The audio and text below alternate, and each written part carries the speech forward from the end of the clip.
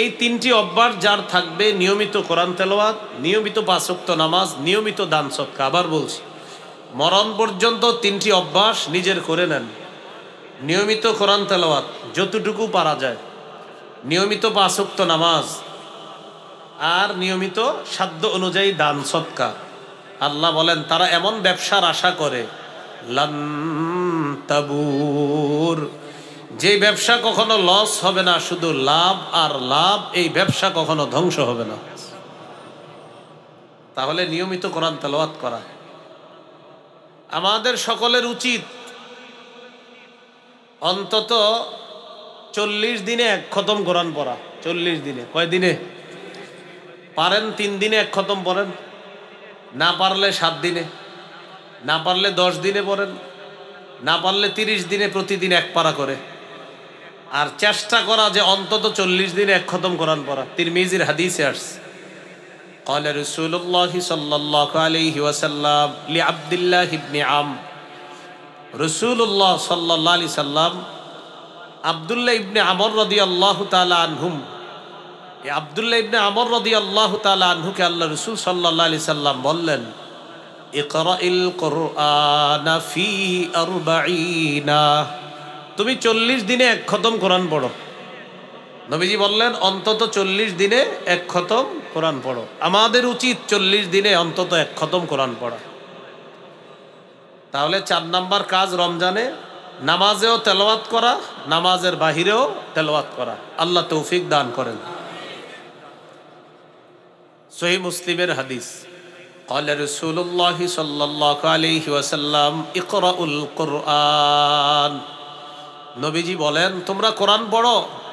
فإنه يأتي يوم القيامة شفيعا لأصحابه, কোরআন কিয়ামতের ময়দানে পাঠকের জন্য সুপারিশকারী হিসাবে উপস্থিত হবে। এজন্য আমাদের উচিত নিয়মিত কোরআন পড়া।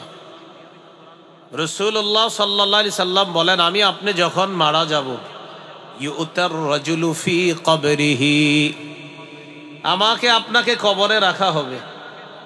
রাখার পর ইদা উতিয়া বিরাসিহি, ফেরেশতা আযাব নিয়ে আসবে মাথার কাছে, ফেরেশতা মাথার কাছ দিয়ে আযাব নিয়ে আসবে। ফাদাফাআতহু তিলাওয়াতুল কুরআন, মাথার কাছে আযাব আসলে কোরআন তেলাওয়াত বাধা দিবে আযাবকে। না না না, এখানে আসা যাবে না। মাথার কাছে আযাব আসলে কোরআন তেলাওয়াত ওই আযাবকে বাধা দিবে। ওয়া ইদা উতিয়া বিয়াদাইহি, মাথার কাছ দিয়ে আসতে না পাইরা এবার আসবে হাতের কাছ দিয়ে আযাব। দাফাআতহু সাদাকা, সদকা বাধা দিবে না, এখানে আসা যাবে না, এই হাত দিয়ে সে সদকা করছে। ওয়া ইদা উতিয়া বিরিজিলাইহি দাফাআহু মাশিয়ুহু ইলাস সালাহ আও ইলাল মসজিদ, এরপর আযাব আসবে পায়ের কাছ দিয়ে।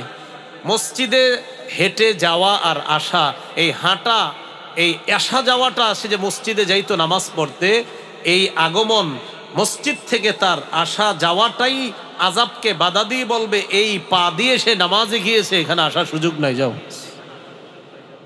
মাথার কাছ দিয়ে আসলে তেলাওয়াত বাধা দিবে, হাতের কাছ দিয়ে আসলে সদকা বাধা দিবে, পায়ের কাছ দিয়ে আসলে নামাজে যে গিয়েছেন আপনি, এই হাঁটা আসা যাওয়াটা বাধা দিবে না।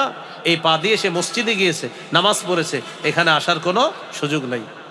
করব তো তেলাওয়াত ইনশাআল্লাহ, আল্লাহ তৌফিক দান করেন। তো রাসূলুল্লাহ সাল্লাল্লাহু আলাইহি সাল্লাম আমরা সবচেয়ে বেশি ভালোবাসি, ঠিক না? আল্লাহ নবীকে, এরপরে সবচেয়ে বেশি আমরা সবচেয়ে বেশি ভালোবাসি আল্লাহকে, এরপর আল্লাহ রসুলকে, এরপর জিহাদকে আমরা সবচেয়ে বেশি ভালোবাসি।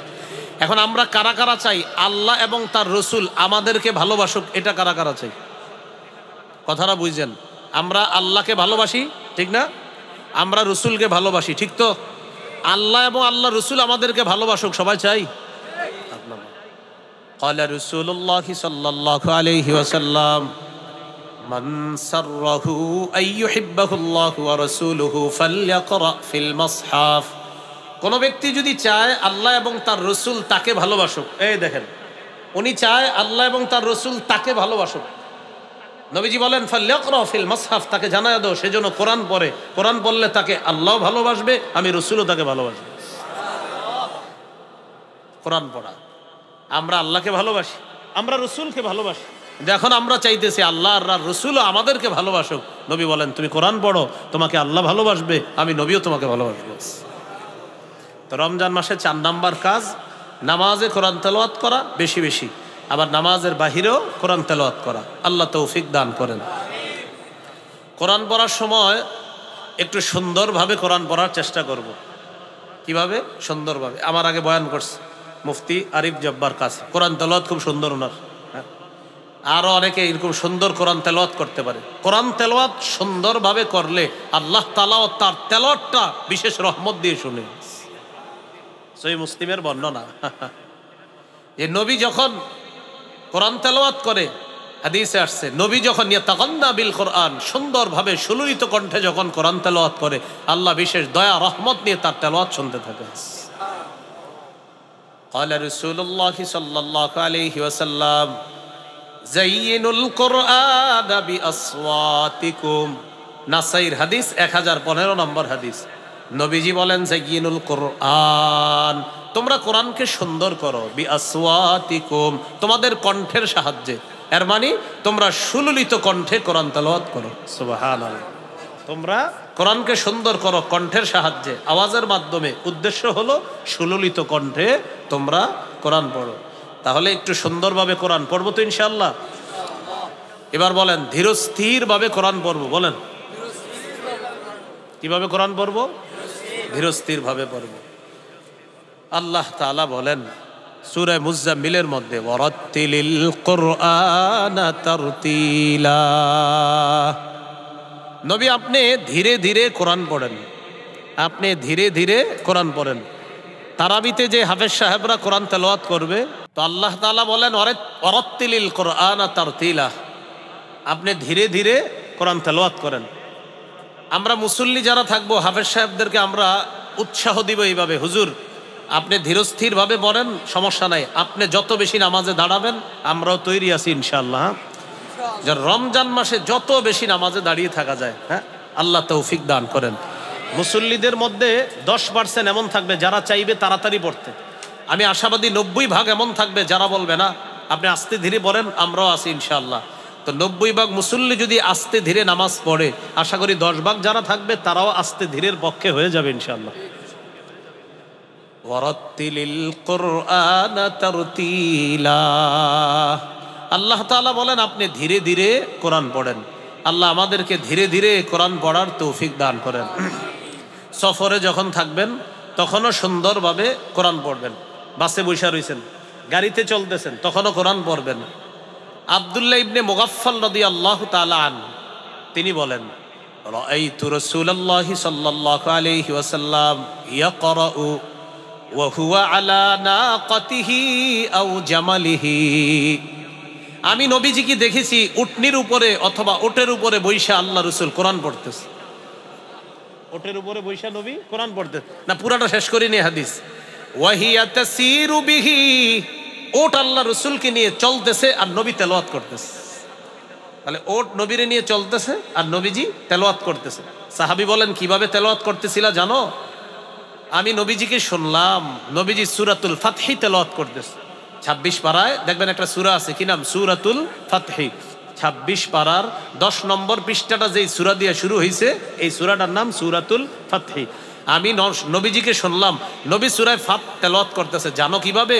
ওয়া হুয়া ইউরাজ্জিউ, নবী ছন্দময় করে খুব সুন্দর আওয়াজে প্রাণবন্ত করে তেলাওয়াত করতেছিলেন আর ওট নবীকে নিয়ে চলতেছিল। আহারে আমার নবীর তেলাওয়াত না জানি কেমন ছিল। হ্যাঁ, নবীজি হাদিসে আসছে ওয়া হুয়া ইউরাজ্জিউ, যে নবীজি তেলাওয়াতটা যখন করতেছিলেন আমি দেখলাম সূরাতুল ফাতহি তেলাওয়াত করতেছিলেন ছন্দময় করে, স্পন্দন সৃষ্টি করে। সৌদি আরবের আব্দুর রহমান আস-সুদাইস, ওনার তেলাওয়াত শুনলে দেখবেন আমাদের মাঝেও একটা কেমন যেন হিট কাজ করে। হ্যাঁ, যে আলাদা, আহারে আরো বড়ুক আরো বড়ুক, ক্লান্তি লাগে না, আরো বড়ুক আরো পড়তে থাকুক। তো এইভাবে এই যুগের একটা মানুষের কোরআন তেলাওয়াত যদি এত সুন্দর হয়, যার উপরে আল্লাহ কোরআন নাজিল করেছেন তার তেলাওয়াত কত সুন্দর। নবীজি স্পন্দন সৃষ্টি করে তেলাওয়াত করতেছেন। আমাদের বাংলাদেশের ওই হাফেজ সালেহ আহমদ তাকরিম, হ্যাঁ, কি অসাধারণ তেলাওয়াত, সুবহানাল্লাহ। তেলাওয়াত যখন করে আপনার কোনো ক্লান্তি আসবে না, আপনার মনে হবে এত তাড়াতাড়ি কেন শেষ করলো, এটা মনে হবে আপনার। তো আমরা সুন্দরভাবে কোরআন পড়ার চেষ্টা করব, বলেন ইনশাআল্লাহ। যেই সমস্ত আয়াতের মধ্যে আযাব গজবের কথা আছে ওইগুলা 2-3 বার দোহরায়া দোহরায়া পড়ার চেষ্টা করব।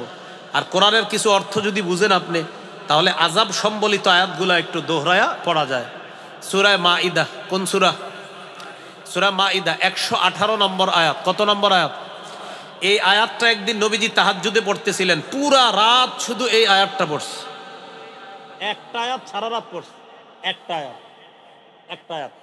সূরা মাইদার 118 নম্বর আয়াত। আবু যর গিফারি রাদিয়াল্লাহু তাআলা আনহু বলেন, একদিন রাতের বেলা দেখলাম নবী নামাজে দাঁড়িয়েছে, তাহাজ্জুদ নামাজ। নবীজি সাল্লাল্লাহু আলাইহি ওয়াসাল্লাম নামাজে যখন দাঁড়াইছেন, কামা বিআয়া, নবী একটা আয়াত তেলাওয়াত করা শুরু করলেন, যেটা সূরা মাইদার মধ্যে আছে। ইয়ারুদ্দুদুহা, নবী বারবার তেলাওয়াত করতেছিলেন, হাত্তা আসবাহা ইয়ারুদ্দুদুহা, নবীজি সকাল করে ফেলছে এক আয়াত তেলাওয়াত করতে করতে। সে আয়াতটা কি আমি আপনাদেরকে শোনাই। আল্লাহ বলেন, ইন তুআযিবহুম ফাইন্নাহুম ইবাদুক, আল্লাহ আপনি যদি তাদেরকে শাস্তি দেন তারা তো আপনার বান্দা। আল্লাহ আপনি যদি তাদেরকে শাস্তি দেন তারা তো আপনারই বান্দা। ওয়া ইন তাগফির লাহুম ফাইন্নাকা আনতাল আজিজুল হাকীম, আল্লাহ আপনি যদি আপনার বান্দাদেরকে মাফ করে দেন আপনি মহাপরাক্রমশালী মহাপ্রজ্ঞাময়। এই আয়াত পুরা রাত নবী তেলাওয়াত করছে। আল্লাহ আপনি যদি তাদেরকে মাফ করেন তারা তো আপনারই বান্দা। মূলত এই আয়াতের ব্যাপারটা কে জানেন? ঈসা নবী। ঈসা নবী আল্লাহকে এটা বলবে, আল্লাহ আমার এই উম্মতকে যদি আপনি শাস্তি দেন, মাবুদ তারা তো আপনারই বান্দা। মানে উম্মতের প্রতি ঈসা নবীর দরদ, ব্যথা, মায়া। আর আল্লাহ আপনি যদি দয়া করে মাফ করে দেন, আপনি তো ক্ষমতা রাখেন মাফ করার। এই আয়াতের বিষয়বস্তুর প্রতি লক্ষ্য রেখে আল্লাহ রসুল সারা রাত বারবার শুধু এই আয়াতটা পড়ছে যে আমার উম্মতের কি হবে, আমার উম্মতের কি হবে। তাহলে আযাব সম্বলিত আয়াতগুলা বারবার পড়া এটা যায়। মসজিদের মধ্যে যদি একদল মানুষ একত্রিত হয়ে কোরআন তেলাওয়াত করি, আমরা মনে করেন কয়েকজন একসাথে হয়েছে, তখন কোরআন তেলাওয়াত বেশি জোরে না করা। হয়তো কেউ সুবহানাল্লাহ পড়তেছে, কেউ আলহামদুলিল্লাহ পড়তেছে, কেউ হয়তো কোরআন পড়তেছে। রাসূলুল্লাহ সাল্লাল্লাহু আলাইহি সাল্লাম বলেন, তোমরা যখন একসাথে কেউ থাকবা তখন দেখবা তোমার আশেপাশের ভাইয়েরা কি করে, তারা হয়তো বিভিন্ন ইবাদতে আছে, তাই তুমি বেশি জোরে কোরআন তেলাওয়াত তখন করবা না, তুমি আস্তে আস্তে করবা। বুঝে আসছে তো? মসজিদের ভিতরে সবাই যদি কোরআন তেলাওয়াত করে এটারও একটা ফায়দা আছে, মাদ্রাসায় করলেও ফায়দা আছে। কমপক্ষে 4টা ফায়দা, কোনো সন্দেহ নাই। সুবহানাল্লাহ। যারা কোরআন পড়ে বা কোরআন পড়ায় কমপক্ষে 4টা ফায়দা থেকে খালি নাই। সহিহ মুসলিমের হাদিস, ক্বালা রাসূলুল্লাহ সাল্লাল্লাহু আলাইহি ওয়াসাল্লাম, মাজতামাআ কওমুন ফি বাইতিম মিন বুয়ুতিল্লাহ ইয়াতলুনা কিতাবাল্লাহ ওয়া ইয়াতাদারাসুনাহু বাইনাহুম ইল্লা নাযালাত আলাইহিমুস সাকিনাহ ওয়া গাশিয়াতুহুমুর রাহমা ওয়া হাফফাতহুমুল মালাইকা ওয়া যাকারাহুমুল্লাহু ফী মান ইনদাহু। রাসূলুল্লাহ সাল্লাল্লাহু আলাইহি সাল্লাম বলেন, আল্লাহর কোনো ঘরে একদল মানুষ একত্রিত হয়ে যদি কোরআন পড়ে অথবা কোরআন অন্যকে পড়ায়, ইল্লা নাযালাত আলাইহিমুস সাকিনা, তাদের উপর আল্লাহর পক্ষ থেকে প্রশান্তি নাজিল হয়, সাকিনা নাজিল হয়। 2 নাম্বার, ওয়া হাফফাতহুমুল মালাইকা, তারা যে একটা মজলিসে বৈশা কোরআন পড়ে পুরা মজলিসটাকে ফেরেশতারা বেষ্টন করে নেয়, পুরা মজলিস। 3 নাম্বার, ওয়া গাশিয়াতহুমুর রাহমা, পুরা মজলিসটাকে রহমত ঢেকে নেয়, পুরা মজলিসটাকে রহমত ঢেকে নেয়। আর ফেরেশতারা যে বেষ্টন করে এটা কিভাবে জানেন? মনে করেন আমরা এই জায়গায় কোরআনের আলোচনা যদি করি, এই পুরা মজলিসটা ফেরেশতারা বেষ্টন করে পুরা আসমান পর্যন্ত, ফেরেশতাদের একটা সারি, গোল সারি আসমান পর্যন্ত পৌঁছে গেছে। 3 নাম্বার। 4 নাম্বার, ওয়া যাকারাহুমুল্লাহু ফী মান ইনদা, যারা কোরআন তেলাওয়াত করে, যারা কোরআনের পাঠক, যারা কোরআনের শিক্ষক, তাদের ব্যাপারে আল্লাহ ফেরেশতাদের সাথে আলোচনা করতে থাকে। মনে আসেনি রমজানের 4 নাম্বার কাজ নামাজে তেলাওয়াত করা অথবা নামাজের বাহিরে প্রচুর পরিমাণ তেলাওয়াত করা, করব তো ইনশাআল্লাহ। 5 নাম্বার কাজ তাহাজ্জুদ পড়া। কি পড়া? তাহাজ্জুদ। 8 রাকাত তাহাজ্জুদ পড়বেন। 8 রাকাত তাহাজ্জুদ পড়া নবীজির 12 মাসের সুন্নাহ। রসুল সাল্লাল্লাহু আলাইহি সাল্লামের 12 মাসের সুন্নাহ হলো 8 রাকাত তাহাজ্জুদ পড়া। আর তারাবি 20 রাকাত পড়বেন, এটা শুধু রমজানের আমল। এটা সাহাবায়ে কেরামের ঐক্যমত। তারাবি 20 রাকাত প্রথম রাতে পড়বেন। আর সাহরির সময় যেহেতু আল্লাহ উঠায়া দিবেন, নবী সারা বছর 8 রাকাত তাহাজ্জুদ পড়তেন। আপনিও চেষ্টা করবেন সারা বছর পড়তে। তো যেহেতু পারেন না, রমজানে যেহেতু সাহরির সময় ওঠেন, কমপক্ষে 8 রাকাত তাহাজ্জুদ পড়ার চেষ্টা করবেন। আল্লাহ তৌফিক দান করেন। 8 রাকাত না পারলে 6, 6 না পারলে 4, 4 না পারলে 2, 2 যেন না ছুটে। তিরমিজির হাদিস 2616 নম্বর হাদিস। রাসূলুল্লাহ সাল্লাল্লাহু আলাইহি সাল্লাম বলেন, আলা আদুল্লুকা আলা আবওয়াবিল খাইর। নবীজি বলেন, কল্যাণের দরজা হলো 3টা। আমি কি তোমাকে কল্যাণের দরজা সমূহের কথা বলবো না? সবক শিখি আমরা, কল্যাণের দরজা কয়টা? 3টা। 1 নাম্বার আস-সাওমুস জুন্নাহ। 1 নাম্বার কল্যাণের দরজা হলো রোজা রাখা। 2 নাম্বার ওয়াস-সাদাকাতু তুতফিউল খাতিআতা কামা ইউতফিউল মাউন নার। 2 নাম্বার কল্যাণের দরজা সদকা করা। নবীজি বলেন, পানি আগুনকে যেমন নিভিয়ে দেয়, সদকা মানুষের পাপগুলাকে ধুয়ে মুছে সাফ করে দেয়। 3 নাম্বার ওয়াসালাতুর রাজুলি মিন জাওফিল লাইল। রাতের বেলা তাহাজ্জুদ পড়া। আপনারা তাহাজ্জুদ পড়েন, আল্লাহ তৌফিক দান করেন। তাহলে 3 নাম্বার আমল তারাবি পড়া। 4 নাম্বার তারাবিতেও তেলাওয়াত করা, তারাবির বাহিরেও তেলাওয়াত করা। 5 নাম্বার তাহাজ্জুদ পড়া। তারাবি 20 রাকাত পড়বো, সাহাবায়ে কেরামের ঐক্যমত, এটা রমজানের আমল। আর তাহাজ্জুদ 8 রাকাত পড়বো, এটা নবীর সুন্নাহ, 12 মাসের আমল। চেষ্টা করব রমজানে আমল করতে ইনশাআল্লাহ। 6 নাম্বার সাহারি খাবো। অনেকে পালোয়ানগিরি দেখায় সাহারি খায় না, যে আমি না খায় রোজা রাখছি। কে বলছে আপনারা না খাইতে? হ্যাঁ, এটা করবেন না, খাবেন। সহিহ বুখারীর বর্ণনা 1921 নম্বর হাদিস। আন যায়েদ ইবনে সাবিত রাদিয়াল্লাহু তাআলা আনহু قال তাসাহহারনা মা রাসূলিল্লাহি সাল্লাল্লাহু আলাইহি ওয়াসাল্লাম। যায়েদ ইবনে সাবিত রাদিয়াল্লাহু তাআলা আনহুর বর্ণনা, তিনি বলেন, আমরা রাসূলুল্লাহ সাল্লাল্লাহু আলাইহি সাল্লামের সাথে সাহরি খেয়েছি, এজন্য আমরাও কি খাবো? সাহরি খাবো। সহিহ বুখারীর 1923 নম্বর হাদিস। قال رسول الله صلى الله عليه وسلم تسحروا فإن في السحور بركتان। নবীজি বলেন, তোমরা সাহরি খাও, সাহরির মধ্যে বরকত আছে। আরেকটা গুরুত্বপূর্ণ কথা মনে রাখবো, আমরা সাহরিতে খেজুর খাবো। বলেন সবাই কি খাবো? হ্যাঁ, সাহরির সময় আমরা খেজুর খাবো সবাই, বলেন ইনশাআল্লাহ।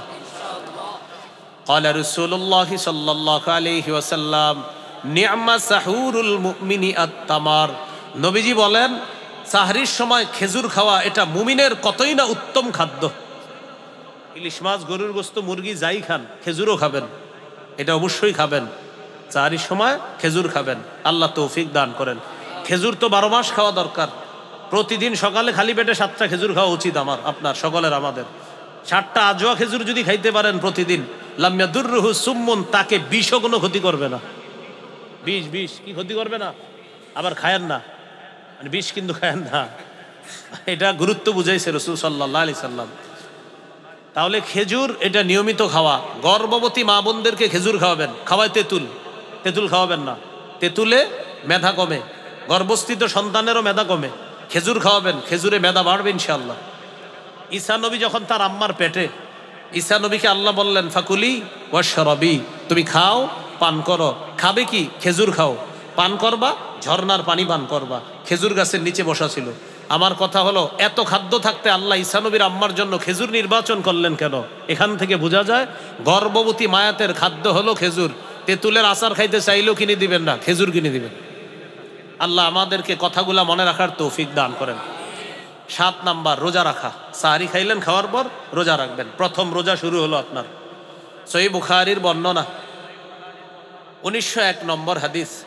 রাসূলুল্লাহ সাল্লাল্লাহু আলাইহি সাল্লাম বলেন, মান সামা রমাদানা ঈমানা ওয়া ইহতিসাবা গুফিরা লাহু মা তাকদ্দামা মিন যামবি। যে ব্যক্তি ঈমানের সাথে সওয়াবের আশায় রমজানের রোজা রাখলো, তার আগের গুনাহগুলো মাফ। 8 নাম্বার দান করা। কি করা? দান করা। রমজানে দানের মাত্রাটা বাড়ায় দিবেন। সহিহ বুখারীর 6 নম্বর হাদিস। কানা রাসূলুল্লাহ সাল্লাল্লাহু আলাইহি ওয়াসাল্লাম আজওয়াদান নাস। এই পৃথিবীতে যত মানুষ আছে সবার মাঝে রাসূলুল্লাহ সাল্লাল্লাহু আলাইহি সাল্লাম সর্বশ্রেষ্ঠ দানশীল মানুষ ছিলেন। ওয়াকানা আজওয়াদা মা ইয়াকুনু ফি রমাদান, রমজানে নবীজির দান করার মাত্রাটা আরো বেড়ে যেত। তাহলে রমজানে আমরা দান করব।